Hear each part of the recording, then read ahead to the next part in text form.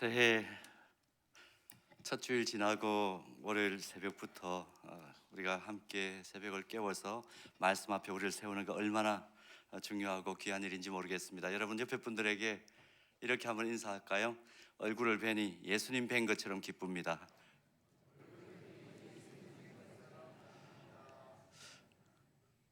예수님 뵈면 그 정도밖에 표현 못 하실 것 같습니까? 다시 한번 더 하죠. 얼굴을 뵈니 예수님 뵌 것처럼 기쁩니다. 얼굴을 뵈니 예수님 뵌 것처럼 기쁩니다. 아멘. 정말 한 주간 내내 서로의 얼굴을 확인하면서 새벽부터 살아낼, 새해를 살아낼 힘을 얻는 그런 귀한 특별 새벽 기도회 되기를 주님의 이름으로 축원합니다. 오늘 읽었던 이 말씀 가지고 우리가 같이 좀 말씀을 나누려고 하는데요. 제가 내일까지 여러분들과 좀 말씀을 나누려고 하는데, 지금 한국 교회가 참 어렵다 하는 이야기를 우리가 많이 듣고 있고, 지난 한 해 이제 코로나 이후에 처음으로 이제 코로나 물러가 나고 난 뒤에 한 해를 돌았습니다. 그래서 이제 2024년 교회에 일어나라 이 표어를 가지고 교회가 총진군하려고 하는 분명한 이유가 있다고 봅니다. 하나님께서 우리에게 회복을 넘어 진정한 부흥을 허락해 주시기를 소원하는 마음을 표 안에 다 담았다, 그렇게 믿습니다. 이제 오늘 이 본문을 보면 단순한 회복을 넘어서 날마다 구원받는 사람이 더하게 되는 놀라운 부흥을 경험한 초대교회 공동체의 모습을 우리가 확인하게 됩니다. 47절 말씀을 보면 주께서 구원받는 사람을 날마다 더하게 하시니라 그랬습니다. 날마다 더하게 했다.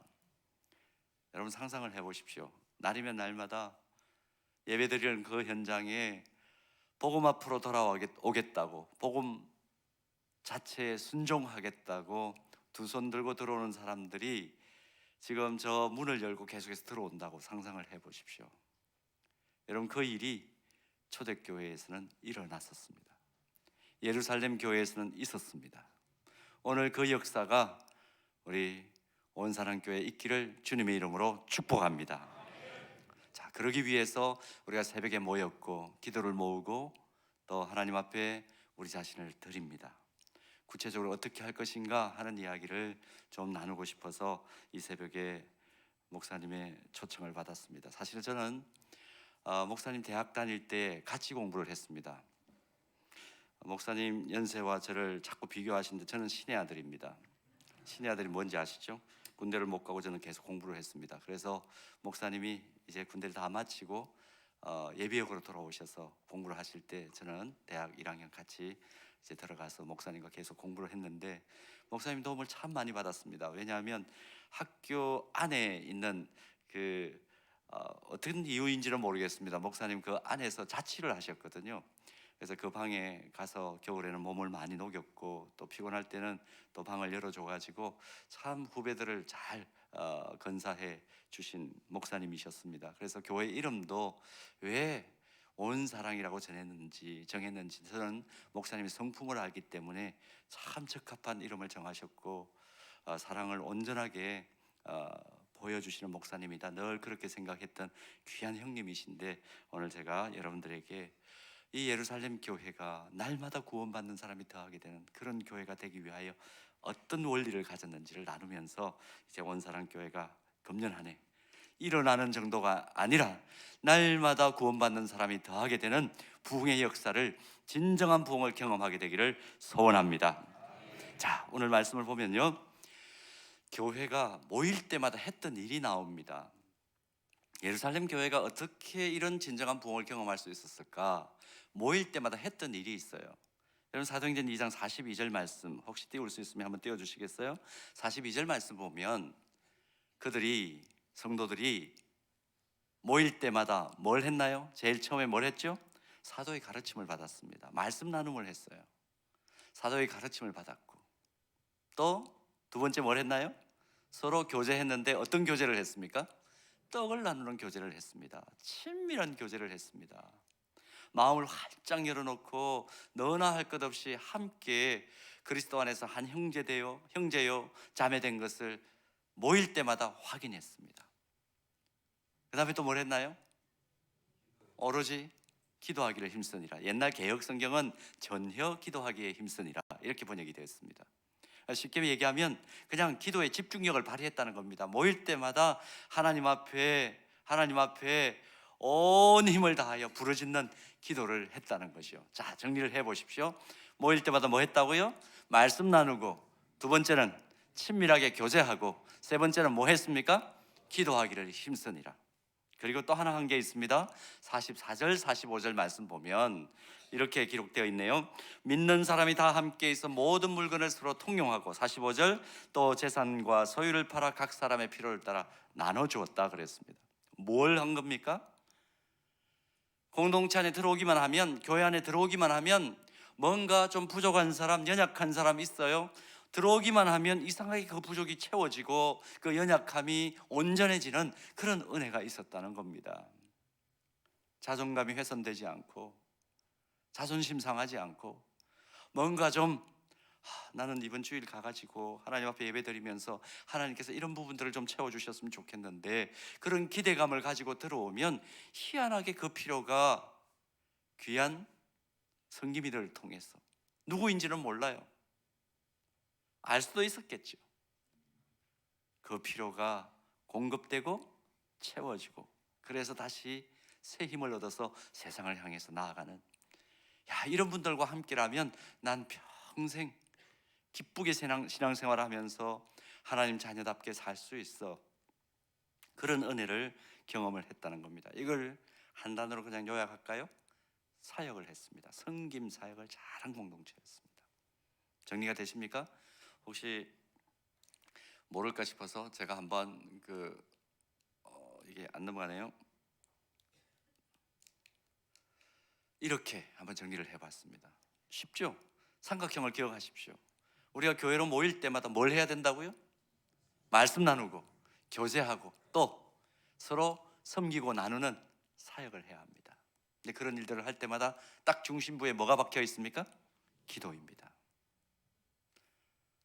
초대 예루살렘 공동체는 이 사역을 한 거예요.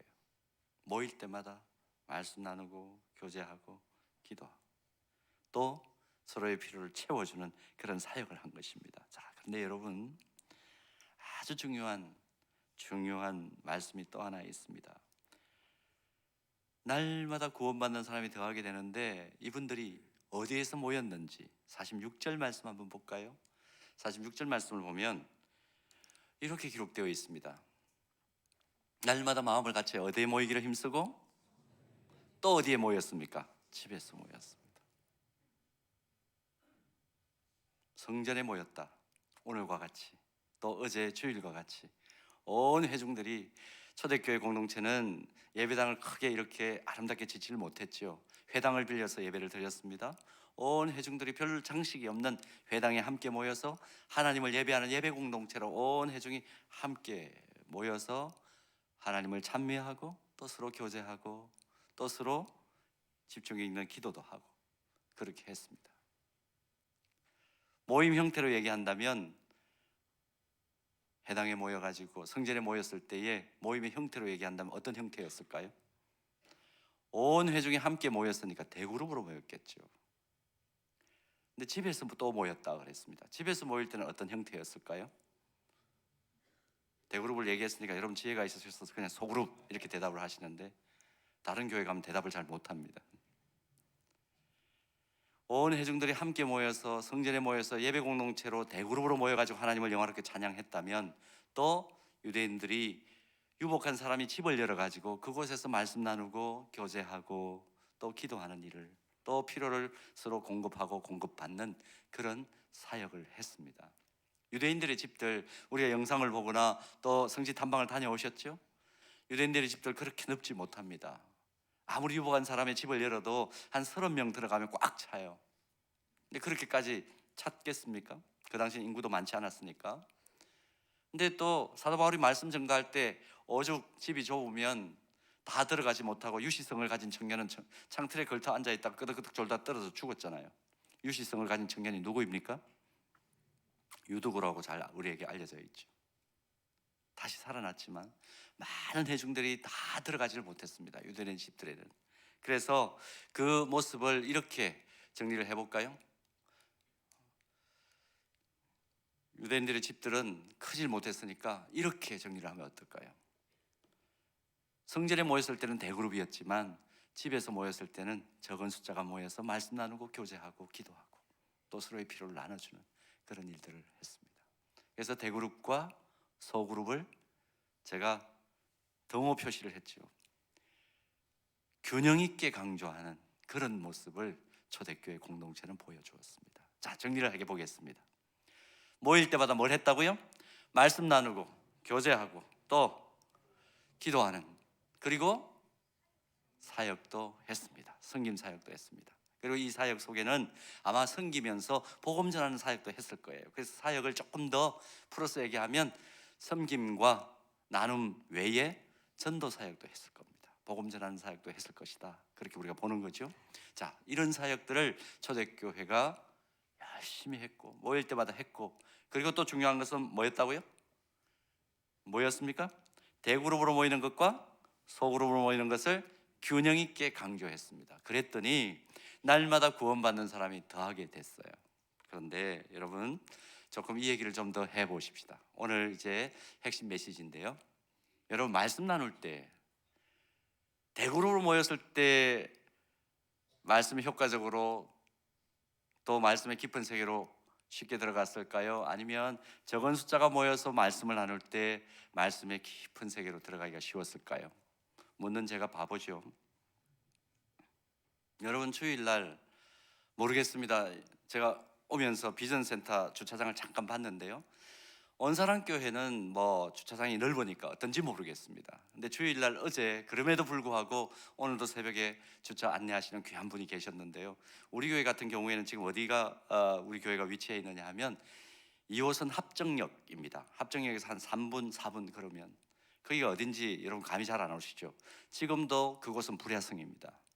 소위 외국인들이 가장 오고 싶어하는 1순위 중에 하나인 핫플레이스인 홍대 바로 옆입니다. 면적 단위로 봤을 때에 젊은이들이 밤새도록 놀 수 있는 클럽이 제일 많은 지역이 홍대 앞입니다. 그래서 거기에서 나온 단어가 뭐냐 하면 불금이라는 단어입니다. 불타는 금요일. 그래서 우리 교회는 금요 집회도 불금 집회입니다. 이름을 그렇게 정했어요. 주일날 예배 시간이 조금만 늦추어지면, 제가 설교가 조금만 길어지면 거기가 난리가 납니다. 일대가 막혀가지고 난리가 납니다.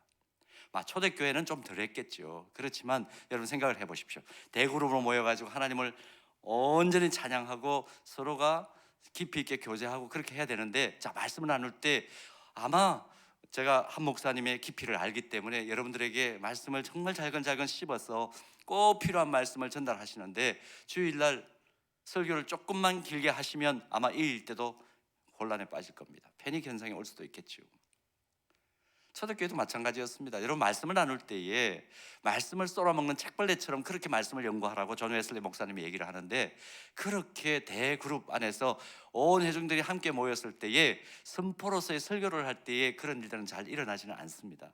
선포로서의 설교가 메시지가 강하기 때문에 성도들을 변화시키고 결단시키고 하는 그런 일들이 반복해서 메시지를 통해서 일어나지만, 그런 말씀의 깊은 세계로 들어가서 정말 말씀을 썰어먹는 책벌레처럼 연구하려면 어떻게 해야 됩니까? 30분, 40분 정도의 설교, 그것도 길죠? 보통 요즘 25분에서 30분이라고 그럽니다. 목사님과 같이 신대원을 공부할 때 우리 설교학 교수님이 누구셨느냐 하면 내수동교회 원로 목사님이신 박희천 목사님이셨어요. 근데 이분이 늘 강조하는 게, 설교학 시간에 강조하는 게 뭐냐 하면 설교 길게 하지 말아였습니다. 왜냐?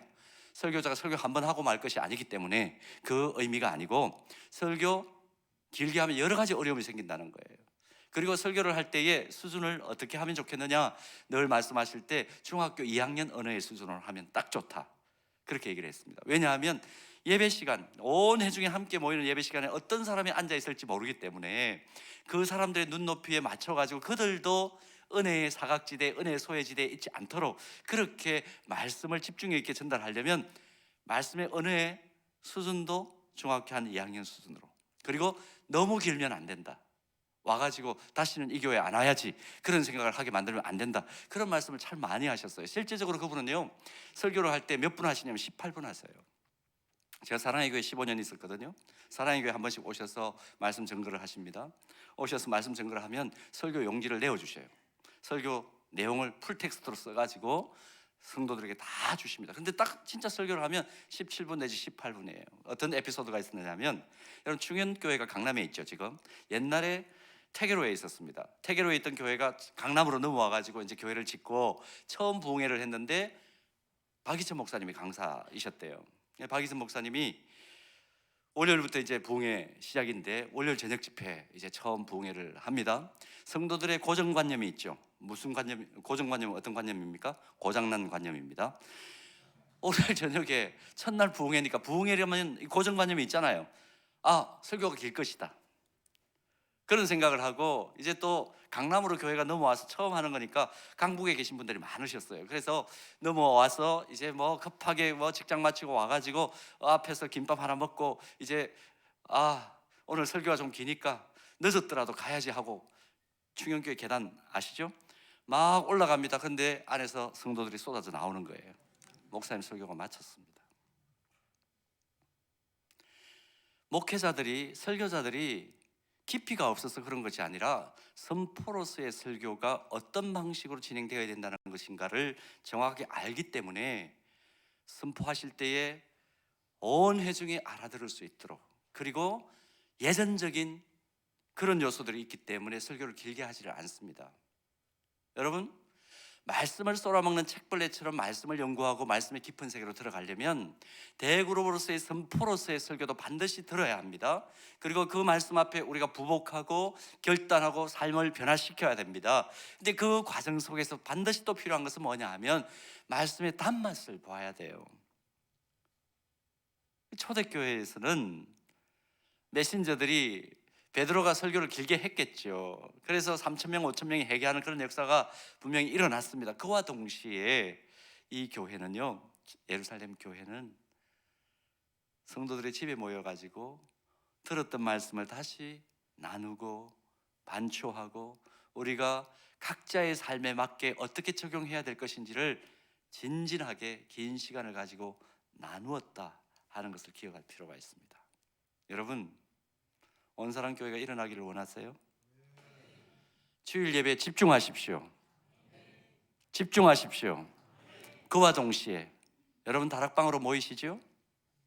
그때에 깊이 있게 주일날 나누어진 말씀들이 또다시 반추되고 되씹어지고 곱씹어지는 과정 속에서 그 말씀의 단맛이 우리 안에 배어들도록 스며들도록 하는 것이 절대적으로 필요합니다. 초대교회는 그런 모습을 보였다는 거죠. 자, 첫 번째 그렇게 정리할까요? 두 번째, 교제. 어디에서 교제가 긴밀하게 일어났을까요? 온 회중들이 함께 모여서 오늘도 보니까 정말 이 새벽을 깨운 분들이 많은데 깜짝 놀랐습니다. 여러분, 여기 앞에 앉아 있는 분이 예를 들어서 어느 순장님이라고 칩시다. 앉아 계신 순장님께서 저 뒤에 앉아 계신 순장님하고 인사 나누실 수 있나요? 자, 여러분들 인사 하나 가르쳐 드리겠습니다. 얼굴을 뵈니 힘이 납니다. 한번 인사 나눕시다. 얼굴을 뵈니 힘이 납니다. 좀 이러니까 재미가 없죠? 다시 한번 인사 나눌까요? 얼굴을 뵈니 밥맛이 납니다. 이제 바빠야 되니까. 근데 인사가 좀 짧으신 분이 계시네요. 얼굴을 뵈니 밥맛 이러고 가만히 계신데, 하여튼 뭐 이렇든 저렇든 여기 앉아 계신 순장님께서 저기 뒤에 앉아 계신 우리 목사님하고 교제하고 싶어요. 인사 나누고 싶어요. 이런 구조 속에서 인사 나눌 수 있나요? 교제할 수 있나요? 깊이 있게 저분이 한 주간 동안 어떻게 삶을 살았는지, 내가 어떤 영적인 도움을 나눠야 되는지, 또 어떤 필요를 좀 섬겼으면 좋을지, 그런 나눔을 이런 구조 속에는 할 수가 없습니다. 커뮤니케이션 전문가들 하는 얘기가 있습니다. 사람이 의사소통을 하는데요, 세 가지 방법이 있죠. 자, 100%를 완벽한 온전한 의사소통이라 놓고 100%로 합시다. 그 온전한 의사소통을 하는데 의사소통의 방법이 세 가지가 있어요. 커뮤니케이션 전문가들이 제일 첫 번째로 꼽는 것이 뭐냐면 말이라 그럽니다. 우리가 말로 의사소통하죠. 근데 말로 의사소통을 할 때 100%로 놓고 볼 때 말로 의사소통하는 것은 한 7%밖에 일어나지 않는다 그래요. 선택적 경청을 할 수도 있고 자기 필요한 얘기만 듣는다는 얘기죠. 그리고 또 경험치가 다르기 때문에 그 말로 의사소통 일어나는 것은 한 7%밖에 안 된다 그럽니다. 그 다음에 두 번째로 우리가 의사소통을 할 때 아주 중요한 의사소통의 방식이 뭐냐 하면 행동이라 그러죠. 액션. 행동을 통해서 의사소통이 일어나는 퍼센테이지가 한 38% 정도 된다 그럽니다. 바디랭귀지라 그러죠. 몸짓, 발짓, 손짓 한다 그러죠. 그걸 통해서 한 38%의 의사소통이 일어나고 나머지 몇 퍼센트입니까? 마지막 세 번째 뭐일 것 같아요? 표정입니다. 표정을 통해서 일어나는 의사소통이 55% 절반 이상이라고 그래요. 그래서 한 100% 정도의 의사소통이 일어난다 그러는데, 여러분 우리도 표정 딱 보면 알잖아요. 사람은 이 영성체이기 때문에 금방 알아요. 아, 저 사람 지난 한 주간 지옥에서 출장 나왔구나, 그렇게 느껴집니다. 얼굴만 봐도 아유 너무너무 힘들었던 것 같아, 저 사람 이야기 좀 듣고 내가 좀 영적으로 도울 일은 없을까, 기도해 줄 부분은 없을까, 또 육적으로 필요한 부분들, 관계적으로 필요한 것들 내가 좀 섬길 수는 없을까, 그런 생각을 표정만 봐도 우리가 알게 되죠. 할 수가 있죠. 근데 이런 대그룹 구조에서는 그렇게 할 수가 없습니다. 초대교회 공동체가 친밀한 교제를 하는데 어떤 교제를 했습니까? 떡을 나누는 교제를 했습니다. 떡을 떼며 그랬습니다. 쉽게 말하면 식탁 교제를 했다는 거죠. 여러분, 이런 대그룹 안에서 식탁 교제를 한번 하려면 어떻게 됩니까? 얼마나 많은 소동이 일어났겠어요. 식탁 교제 여러분 아무나 하고 합니까? 저 사람하고 밥 먹으면 꼭 목에 걸리는데 그런 사람하고 밥 먹지 않잖아요. 밥을 먹는다는 것은 진짜 친밀한 교제죠. 그래서 유명한 말이 있습니다. 코밑이 열려야 마음문이 열린다. 코밑이 어딥니까? 입 아닙니까? 입이 언제 열립니까? 말할 때 하고 먹을 때. 코밑이 열려야 마음문이 열린다. 그 말이 맞아요. 그런 작업들을 초대교회는 계속해서 해왔다는 거죠. 자, 여러분, 어디에서 친밀한 교제가 일어났을까? 대그룹으로 모여가지고 함께 온 회중들이 하나님을 찬양하고 또 옆에 앉아있는 사람들 격려하고 세워내는 그 작업도 했지만, 서로가 서로의 얼굴을 바라보면서, 표정을 바라보면서 어떤 영적인 필요가 있고 어떤 육적인 섬김이 필요한지를 서로가 긴밀하게 나누는 공동체가 어떤 공동체? 초대교회 공동체였다. 소그룹 안에서. 여러분, 다락방의 소중함을 다시 한번 생각하셔야 됩니다. 이제 내일 제가 여러 가지 어떤 설문의 결과들이나 이런 것들을 가지고, 제가 사실은 이제 소그룹 사역을 1994년부터 시작을 했기 때문에 올해가 꼭 만 30년이 되는 해입니다. 처음에 제가 소그룹 사역을 시작했을 때는 소그룹 사역에 대한 별로 눈이 한국교회 안 떠여져 있었어요. 제가 미국 가서 계속해서 이제 훈련을 받고 그 다음에 성장하는 교회들을 바라보면서 어떤 것이 이 교회들을 건강하게 성장시키느냐 봤을 때 가장 중요한 것이 뭐였느냐 하면, 대그룹으로 모이는 예배를 강조하면서 동시에 강조했던 것이 뭐냐 하면 소그룹으로 모이는 것이었습니다. 굉장히 균형 있게 강조하는 것을 보았습니다. 그때 제 마음속에 들어왔던 그 감동을 잊어버리지 않고, 내가 앞으로 목회하면 부족하지만 내가 목회할 수 있는 상황이 하나님께서 주어지기만 한다면, 하나님께 주시기만 한다면 소그룹 사역을 놓지 않으리라. 그래서 제가 96년도에 옥 목사님 처음 만났거든요. 옥하는 목사님 다른 일 때문에 만났어요. 너 이런 사역을 나랑 좀 같이 했으면 좋겠다, 다른 사역을 제안을 하셨어요. 근데 그 제안을 받으면서 제가 당돌하게 그랬어요. 면접 볼 때, 목사님 저는 소그룹 사역 평생 하고 싶은데 이건 놓고 가고 싶지 않습니다. 목사님 표정이 흑빛으로 확 변하더니, 뭐 이런 놈이 다 있어. 제가 33살에 만났거든요. 뭐 이런 놈이 다 있어. 그런 표정을 지으시는 것 같았는데 가만히 계시다가 갑자기 이러더라고요. 그래, 그것도 하고 이것도 해라. 그래가지고 제가 갔어요. 그러면서 계속 사랑의 교회에서 다락방으로 모이는 것을 보았습니다. 제자 훈련을 보았습니다. 그리고 제가 이제 옥하른 목사님 세상 떠나실 때 2010년도에 장례 딱 치르자마자 제가 개척을 했습니다. 도심 한복판에서. 도심 한복판이라 그러니까 어딘지 감이 잘 안 오시죠? 남산입니다. 남산. 전도지 나눠주면 중국 사람들이 다 받아가는, 주변에 아파트 아무것도 없습니다. 청년들을 데리고 개척을 시작했습니다. 그리고 만 6년 반을 소그룹 사역으로 개척을 했어요. 근데 실제적으로 대그룹과 소그룹을 강조했더니 청년들도 살아나더라고요. 여러분, 좀 외람 때 말씀드린 거 용서하십시오. 6년 반 사이에 청년들 중심의 교회가 280명으로 성장을 했습니다. 이건 뭐 청년들이 요즘 자발적으로 예수 믿겠다고 나오는 걸 우리가 뭐라고 그러냐 하면 천연 기념물이라고 그럽니다. 근데 와요. 대그룹 안에서 외쳐지는 그 말씀이 소그룹 안에서 실제적으로 적용되는 것을 나누기 시작했을 때 그들이 변화되는 모습들을 보고 실제적으로 그 안에서 자기 필요들이 공급되어지고 자기가 공급받았기 때문에 또 그것이 다시 나누어지는 은혜의 선순환에 있으니까 와요. 여러분, 교제 대그룹에서 잘 하셔야 됩니다. 함께 성령의 교통 안에서 예배드리면서 교제 잘 하셔야 됩니다. 그런데 중요한 것은 뭐냐면 실질적인 교제가 필요해요.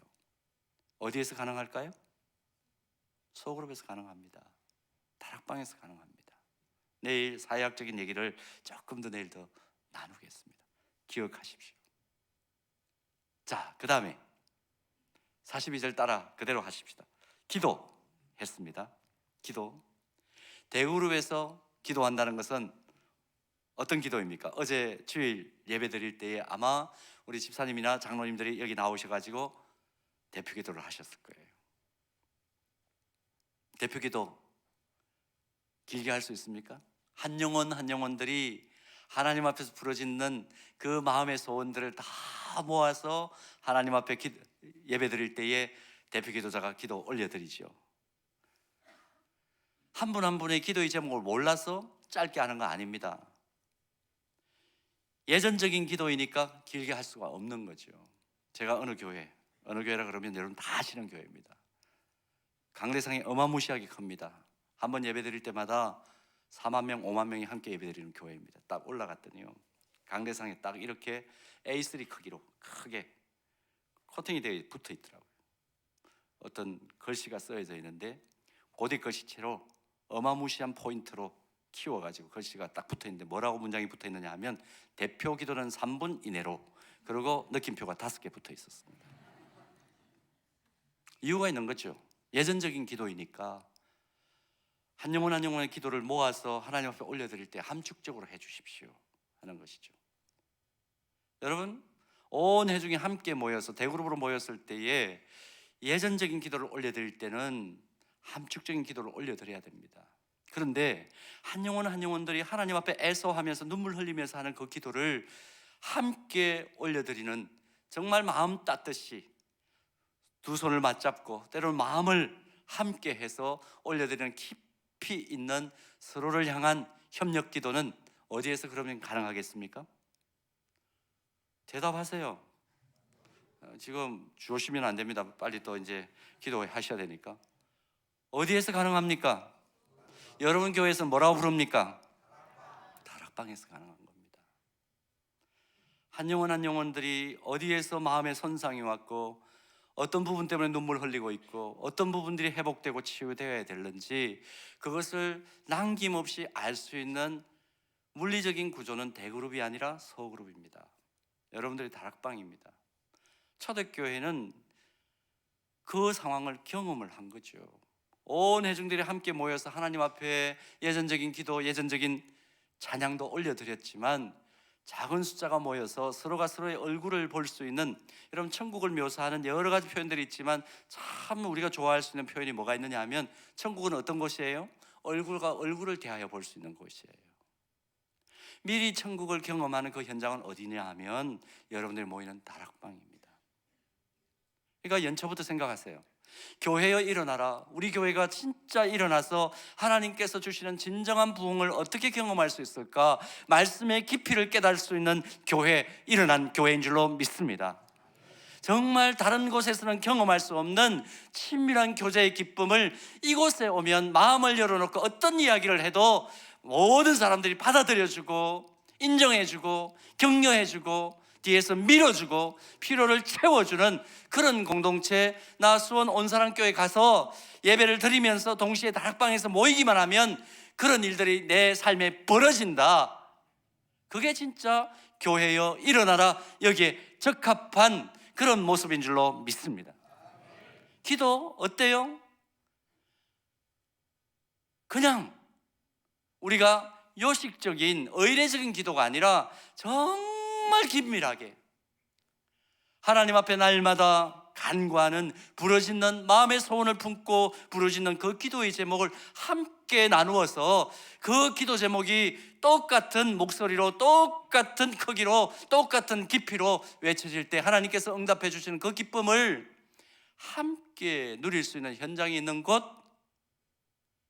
대그룹과 소그룹에서, 예배 공동체와 다락방에서 함께 그 역사가 일어날 때 온사랑교회가 2025년 4년에 진짜 일어나는 교회, 진정한 부흥을 경험하는 교회 될 줄로 믿습니다.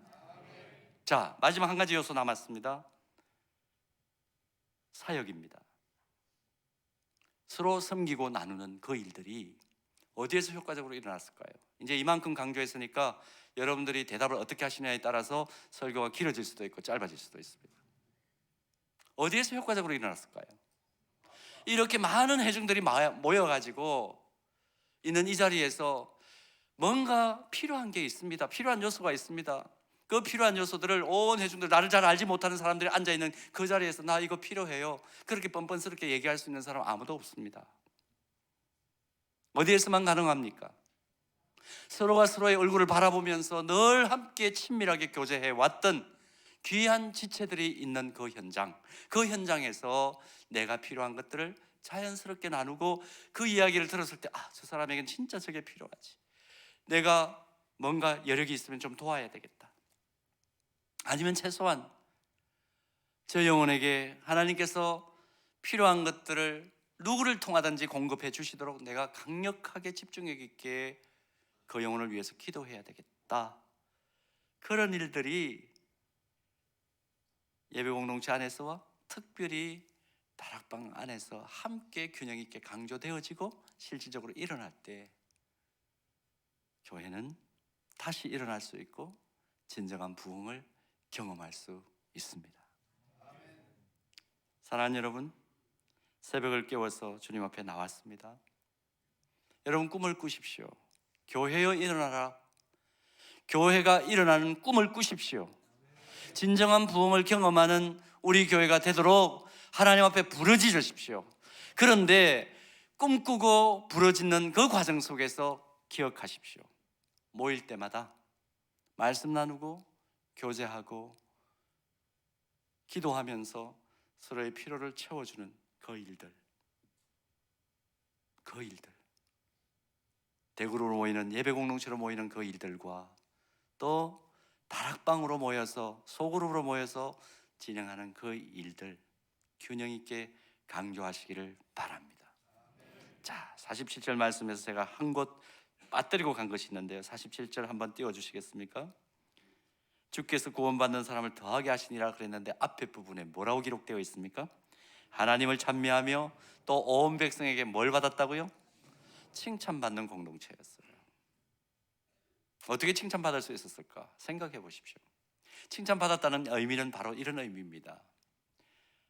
이 지역에 예를 들어서 갑자기, 이 지역이라고 그러면 안 되겠습니다. 요즘 재난이 너무 무서우니까.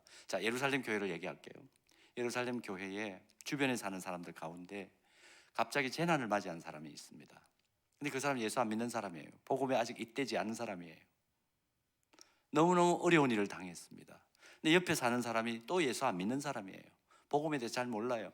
근데 어려움 당한 사람을 보니까 너무너무 힘든 거예요. 똑같이 예수 안 믿어요. 재난 당한 사람을 보면서 그 옆에 사는 이웃이 이렇게 얘기하는 거예요. 야, 너 정말 힘들구나. 근데 내가 듣자 하니 예루살렘 교회라는 데가 있는데 그 교회에 대해서 들리는 소문이 참 좋더라. 너 가지고 있는 어려움 딴 데 가지 말고 예루살렘 교회라는 데를 가면 쉽게 아마 채워지고 회복되고 거기에서 꼭 필요한 것들이 공급될 것 같다. 너 딴 데 가지 말고 예루살렘 교회 가라.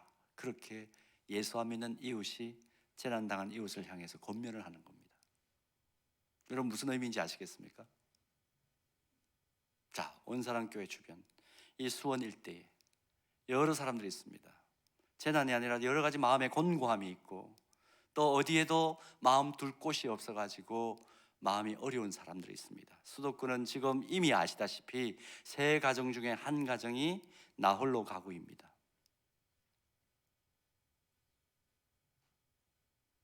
마음에 늘 누군가 나를 조금 안아주었으면 좋겠는데, 누군가 나에게 따뜻한 손을 좀 내밀어 주었으면 좋겠는데, 나도 어떤 공동체든지 좀 소속돼 가지고 그곳에서 나도 조금 공동체를 통해서 얻는 유익들을 나도 좀 얻었으면 좋겠는데, 그러면서 늘 마음에 허울함을 가지고 있는 지체들이 주변에 있습니다. 그런 모습이 보일 때 예수 안 믿는 그 이웃에 사는 사람이 그러는 거예요. 야, 너 마음이 여러 가지 요즘 힘들구나. 딴 데 가지 말고 온사랑교회 한번 가보지. 그러니 그 얘기를 예수 믿지 않는 사람이 권면해 주는 겁니다. 여러분, 온사랑교회 그런 교회인 줄로 믿습니다. 그래서 개혁 성경의 옛날 성경을 우리가 보면 이 온 백성에게 칭송을 받았다, 이걸 어떻게 번역을 했느냐 하면 좋은 소문이 났다, 이렇게 번역을 했습니다. 좋은 소문이 났다. 오늘 교회여 일어나라. 여러분 자신이 교회입니다. 동시에 우리는 함께 모여서 영적 피부지들이 모여서 온사랑교회를 구성하고 있습니다. 이 교회가 일어나기 위해서 우리는 과연 무엇을 해야 할 것인가? 어떤 것을 결단해야 할 것인가? 오늘 이 새벽에 여러분들에게 도전하고 싶습니다. 대그룹으로 모이는 사역과 예배 공동체로 모이는 그 사역을 집중하십시오. 그와 동시에 교회가 지금까지 긴 역사를 가지면서 강조해왔던 이 다락방 사역에 집중하시기를 바랍니다. 모일 때마다 말씀 나누고 친밀하게 교제하고 서로의 필요를 나눠주고 공급해주고 섬겨주고 사랑해주고 격려해주고 위로해주고 감싸 안아주고 따뜻한 손을 내밀어주고, 그렇게 하면서 거기에 그것만 하면 안 됩니다. 모든 전제는 무엇입니까? 기도입니다. 이것을 예배 공동체로 모였을 때와 다락방으로 모였을 때 균형 있게 강조할 때 온사랑교회 수원뿐만 아니라 온 열방에 칭찬받는 공동체로 소문날 줄 믿습니다. 이 교회 안에 그래서 문을 열고 날마다 구원받는 사람이 새롭게 발걸음을 하고 들어오는, 그들을 말씀으로 세워내고 기도로 지원하고 필요한 것들을 실제적으로 공급하며, 다른 곳에서는 말하지 못해도 이곳에 오기만 하면 내 마음에 있는 모든 이야기를 나누면서 나는 이곳에서 안정감을 누린다, 그렇게 고백하는 진짜 교회가 일어나는 역사가 있게 될 줄로 믿습니다. 기도하겠습니다. 하나님 아버지, 1월 신년 벽두에 주님이 사랑하시는 귀한 백성들, 주님의 교회가 얼마나 소중한지를 깨닫고 이 교회가 새롭게 일어나고 진정한 부흥을 경험할 수 있도록 하기 위하여 자신을 드립니다. 하나님께서 오늘 처음 시작해 하셨사오니 시간마다 은혜를 베푸시고 오늘 함께 나누었던 이 말씀이 그대로 이 교회에 적용되어서 말씀대로 실천할 때 어떤 위대한 역사가 일어나는지를 하나님 경험케 하여 주옵소서. 이 교회를 통하여 일하실 하나님을 찬양합니다. 주여, 새벽을 깨우는 귀한 종들의 발걸음을 지켜주시고 삶을 책임져 주옵소서. 예수님 이름으로 감사하며 기도 올리옵나이다. 아멘.